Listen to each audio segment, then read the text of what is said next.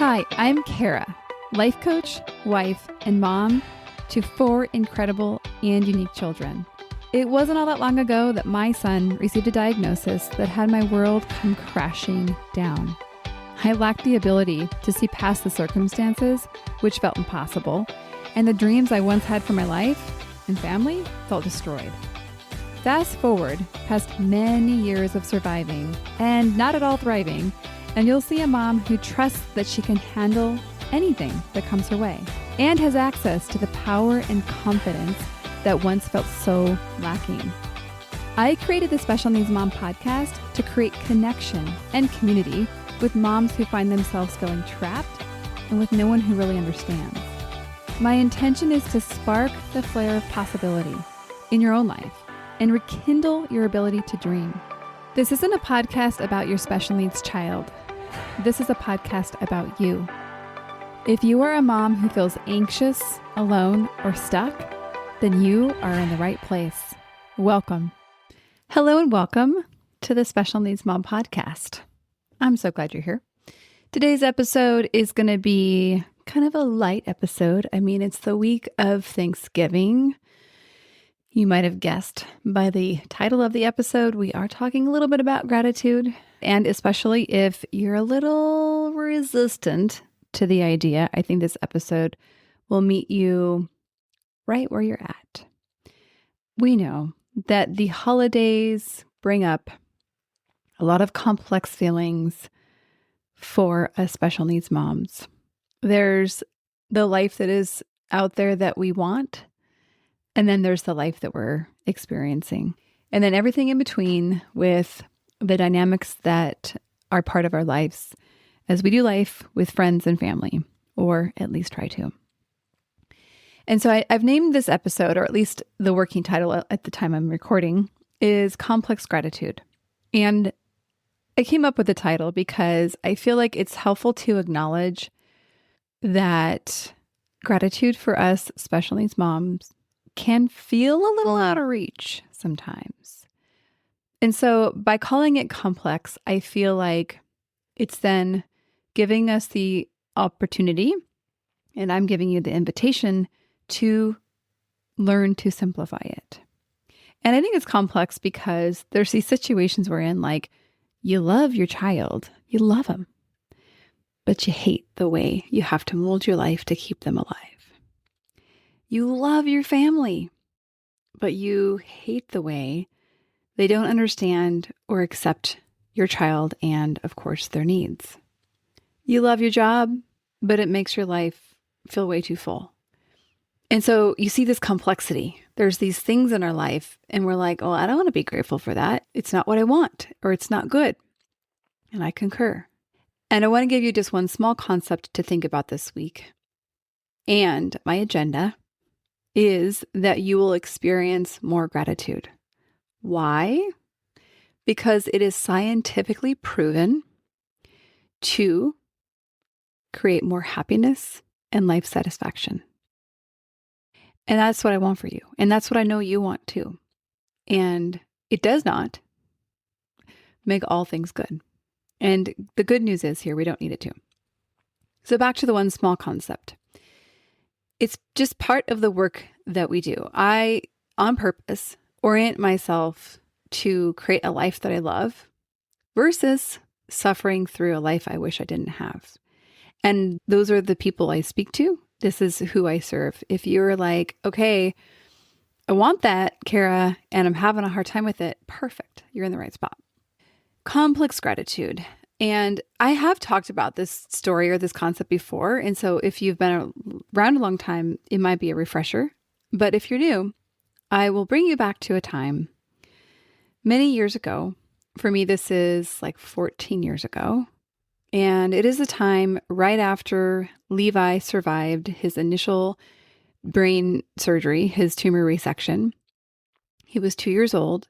We spent months in the hospital and in recovery.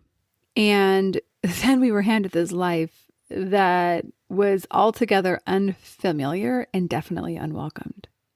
So this is like October, November. And, at this time, Levi is not able to walk. He lost his ability to walk. He lost a significant part of his vision. His life just looked completely different. And of course, ours did. Our family life did too. I lost my job. I was laid off during this time. I was pregnant with my third son. And just because, why not make it a little bit more interesting? My husband had just started several months ago into a new career that was completely incompatible with the new life that we now had. And so essentially what that meant was that he had zero income. So you did the math. I was laid off. My husband had zero income. So things were not looking super bright this fine November of 2011. And my honest thoughts were, take your gratitude and shove it. What do I have to be grateful for here? And then I found myself sitting in church as cynical as ever.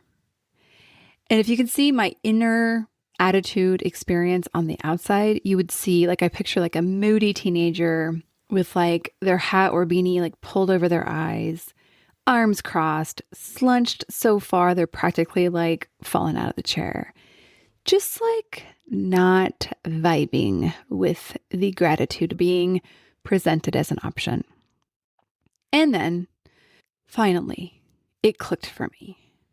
And what I had been thinking, where I had gotten off track and like definitely resistant to, is thinking that I had to be grateful for everything.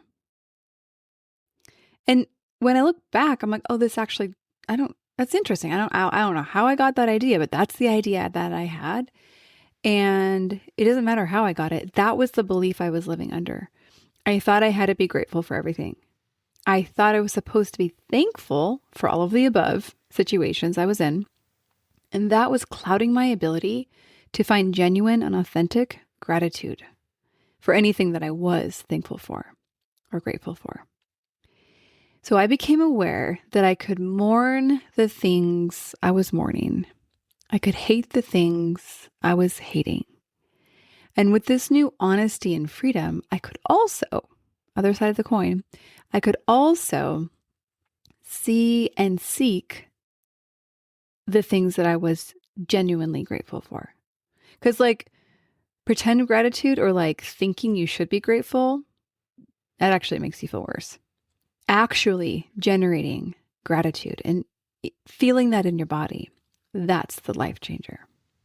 So the things I clung to in those early days, because they were so overwhelmingly good, was that friends and family and even strangers came forward to say, we are standing with you. Here's a gift card, or here's cash, or here's a prayer. You're in my thoughts. And no matter how bad things were, I could look at that and say, I'm really grateful for those things. Those are just purely beautiful. Yes, they're happening because of this terrible, awful, never wanted it, wouldn't wish it on anybody situation, but that did not cancel out the fact that I was so grateful that people I hadn't spoken to since high school or people all across the world. It's actually really cool. I had this blog, this is back in the day. So I had a blog and I remember just being like in awe of, I don't even remember the number now, but I feel like maybe it was like 50,000 people had read the blog. And I was like, I don't know how that's happening, but people shared it and then people reached out and like, it was incredible. And I remember just thinking, I am grateful for the fact that some people, strangers, care about our story. So back to this idea of complex gratitude. I want to give you this nudge to, like I said earlier, it is complex and your job is to decomplex it or to simplify it. So I have this visual of creating these little buckets. We're going to think of them like sorting buckets. And yeah, this is a playful, simple way of thinking about it. But I sometimes think, you know what? Why not enter a little bit of play or invite a little bit of play when we're doing this heavy lifting or doing work that really matters? So you have these situations in life, right? And your job is to find the gratitude. Now, back to the why question. I want to really reorient us to why this actually matters. It's not just like nice to have, like, oh, wouldn't that be nice if I feel grateful? No. Research shows that it measurably improves mental well-being. So this is stuff like depression and anxiety, ladies. Who does not, raising my hand over here, who has not danced with depression and anxiety in this life that we are navigating? Most of our hands are up. And so if we can do something right here, right now, no cost, no time, really very little time investment to measurably increase our well-being, then I'm going to keep talking about it, ladies. Okay. The other thing I mentioned earlier is it's strongly associated to greater happiness and life satisfaction, which back to what I said earlier, I know most of us want to have. So this is what it takes to get it. Okay. That's just a side note. That's the why. Back to the buckets. You and I have these situations that are complex and are hard, maybe at face value, to find the gratitude in. I've recently talked about the incident that we had at our house. I'm leaving it vague on purpose. And it involved our home and, of course, the impacts of some behaviors of my son, Levi. And the thing that happened, I'm going to put in bucket one, as in this bucket is labeled not grateful for. In fact, I have a lot of other feelings that I could, if I was going to title the bucket, there's a lot of other feels about that bucket. But I'm just going to let that be something that I have other feelings about. But then there's a bucket. It's called gratitude. And what I'm putting in that bucket is that I have homeowners insurance. Shout out to USAA. I love my insurance company, and they have taken good care of me, of us, of our family. So I'm going to put that in my gratitude bucket. Let's take another one. Levi has been sick, which means we have done all the things like the ER, like urgent care, like missing school, all those things. And, that doesn't even cover like the worrying of like, is my son okay in those moments? So in my bucket does not go him being sick. Well, actually, that goes in the things I am not grateful for. But into my gratitude bucket goes the idea or the reminder that I can work from home for the most part, and that I have access to medical care. This is kind of a fun side note. We all know our medical system has many, to say it kindly, opportunities for improvement. And yes, we have a right, and I think let's all vent about that and not be grateful for parts of it. I'm on board. But I spent some time in Africa in my late 20s. So I can visually remember the homes, the landscapes, the places that people lived that had zero access to medical care like I do. And I often think about that as, wow, like my son would have definitely died if I lived in the places that I had visited. And because I live where I do, my son did not die. So that's again, it's a little bit of a side note, but even when I am not grateful for all of the things with our medical system and insurance system and all that stuff, I am deeply grateful that I can take my son to the doctor, that I can get an x-ray, that I can get antibiotics, all those things, that I have a thermometer and now a pulse oximeter. And I don't have to cancel out the things I'm not grateful for to be grateful for the things that I am. So that's the key here. We're not trying to cancel out or trying to change the things that we are not grateful for to be grateful for them. We're trying to create space for gratitude, and this is the complexity of it, and all the other feelings that are alongside them. So it's like a party, and all of the emotions are there. And gratitude is one that doesn't necessarily come without a little bit of intention. So that's what this conversation is all about. We're simply bringing intention to cultivating gratitude. Okay? So I think that's a good place to leave it. It's short, it's simple.